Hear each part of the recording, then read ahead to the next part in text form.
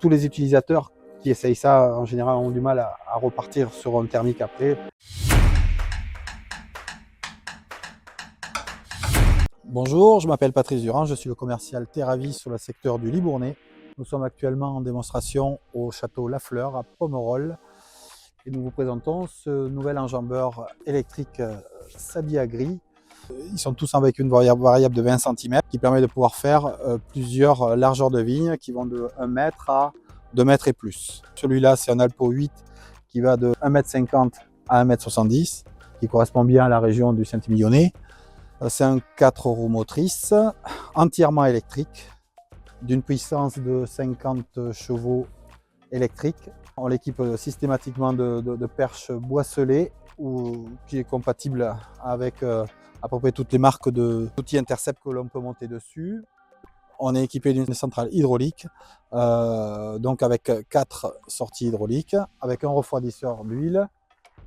Les porte-outils avant, arrière sont électriques, donc équipés d'un palonnier à l'avant, un toit en panneau photovoltaïque qui permet de pouvoir maintenir un niveau de charge au niveau de la batterie uniquement pour les fonctions.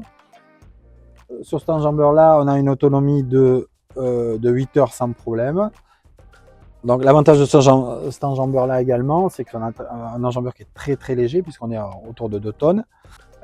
Et donc il a le fait d'avoir un centre de gravité très très bas, puisque les batteries sont à ce niveau-là, on n'a plus du tout de poids en haut. Donc on a une très très bonne assise au sol qui permet de pouvoir gravir des pentes de 30-35% sans aucun problème. Tout simplement, quand on est à la place du chauffeur, on se rend compte d'une chose, c'est le bruit. Donc il est forcément très très agréable.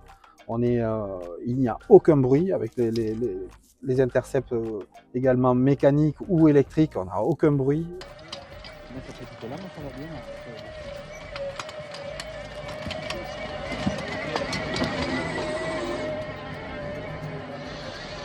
Tous les utilisateurs qui essayent ça, en général, ont du mal à repartir sur un thermique après. Le fait qu'il soit électrique, effectivement, a un avantage, c'est qu'on ne dépend pas de frais de carburant aujourd'hui. On sait très bien que l'énergie coûte cher et en électrique, ça reste une énergie abordable et peu polluante surtout.